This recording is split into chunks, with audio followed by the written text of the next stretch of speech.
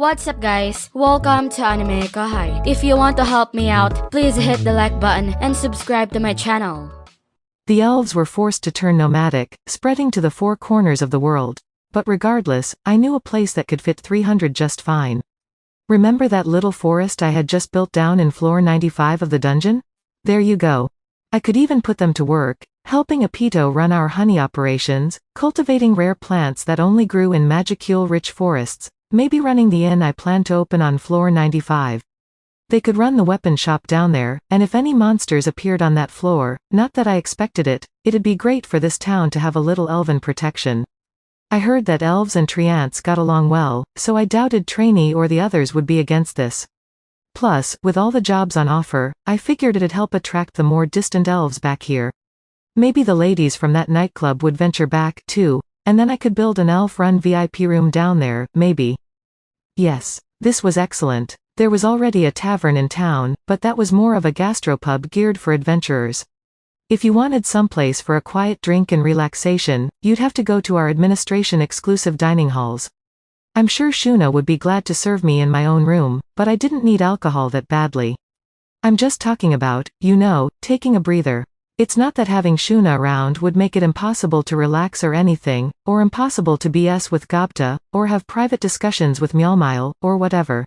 No, really. I'm just saying, if we had something like the night butterfly on the 95th floor, it'd be useful for a lot of different situations.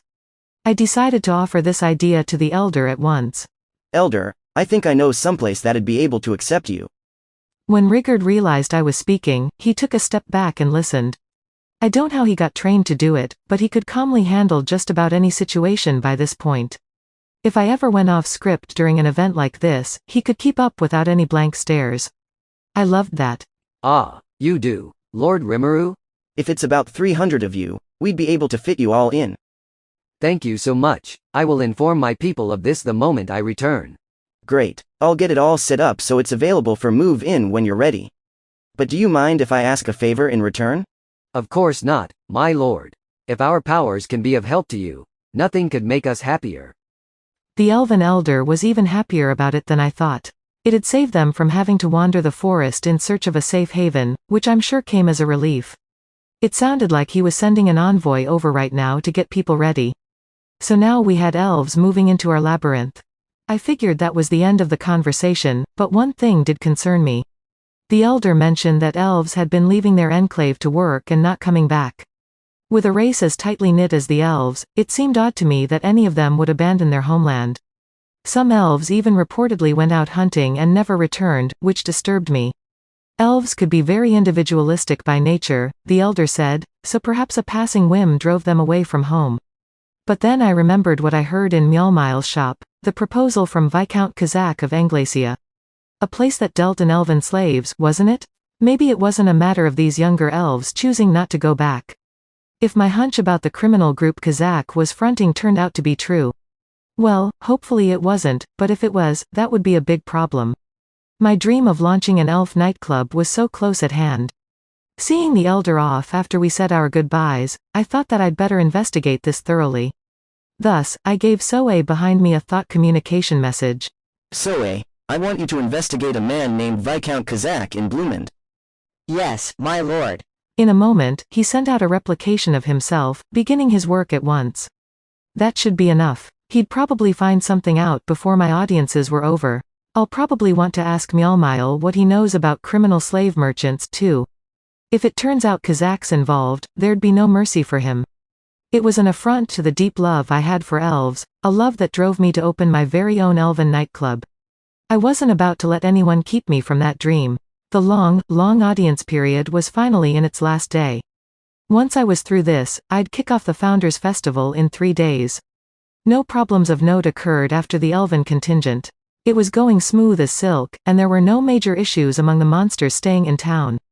The little scuffle with Dagrel's kids was the talk of the town in pretty short order, which probably kept anyone who wanted to show off their strength in line.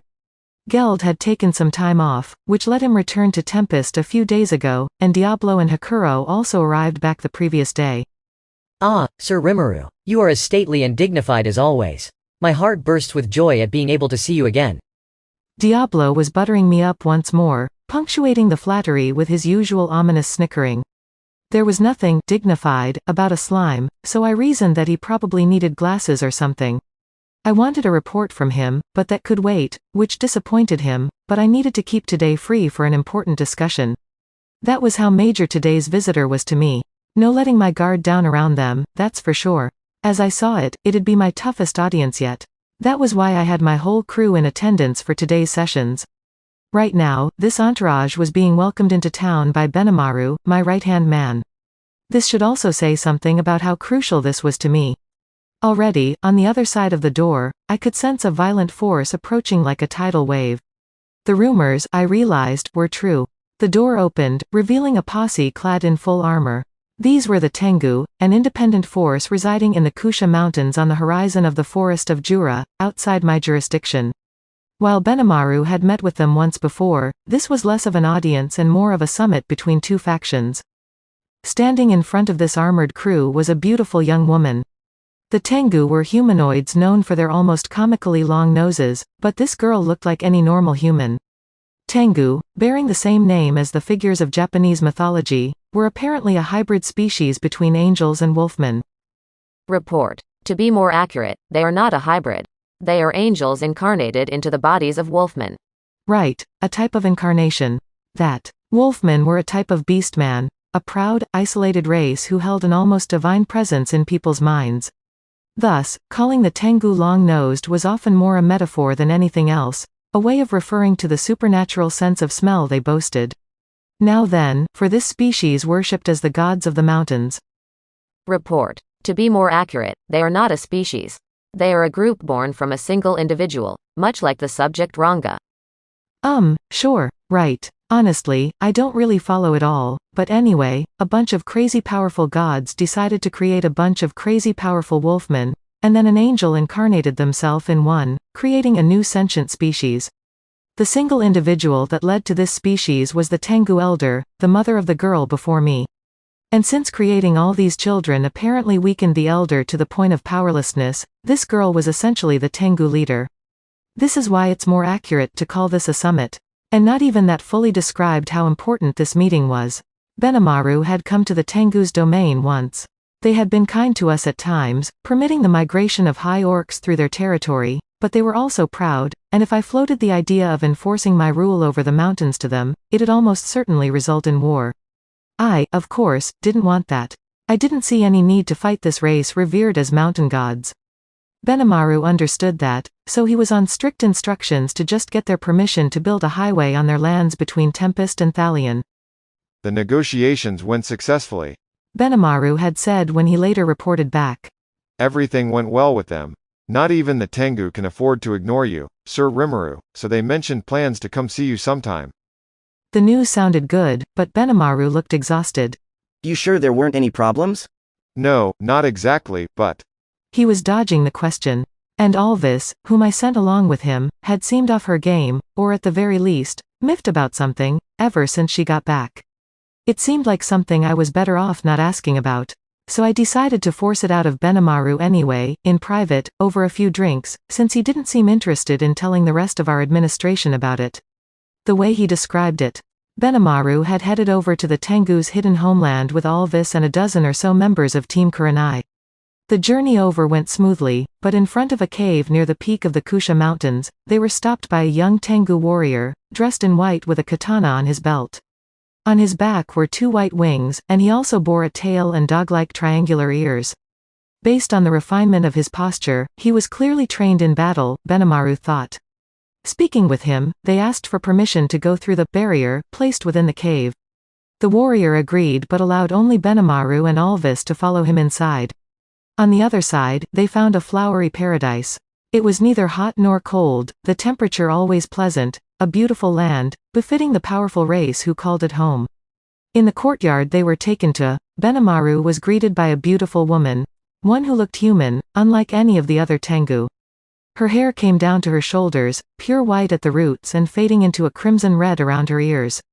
Her small, soft lips were the color of cherry blossoms, but her long, sharp eyes were the eyes of a wolf, watching Benimaru like a beast sizing up its prey. Benimaru realized he couldn't let his guard down. The commanding presence she had over the room was reminiscent of the Demon Lord Carillon, or perhaps even stronger than that. My name is Benimaru. I come on behalf of the Demon Lord Rimuru. Welcome, kind messenger. I am Momiji, daughter of the Tengu Elder. What brings you to us? Are you aiming to take over this land? The girl asked with a beguiling smile. Her words were poison-tipped. Benimaru could tell he wasn't welcome at all. But he didn't let that bother him. I have no such intentions. What we seek is permission to venture over the Kusha Mountains along the border with the forest of Jura. And, if possible, we'd like to request permission to dig a tunnel into this mountain. No ambitions of a land grab, then? You may pass through the mountains all you like. But what is this tunnel you speak of? Momiji seemed less than enthusiastic about this conversation, but the word tunnel piqued her interest. Benimaru didn't know a great deal about it, either, apart from my vague description of boring a hole into the mountain. In fact, the idea had already been shot down by my team. A tunnel would be the shortest route between Tempest and the Thalian capital, but the highway would only lead to the nearest large town on the Thalian border, so no tunnel was strictly needed. Benimaru knew that, but he wanted to bring up the concept in his negotiations regardless. A tunnel involves digging a hole in the mountain to allow passage through to the other side. If you do not wish to permit this, we will not. Wait, dig a hole in the mountain? Are you quite serious?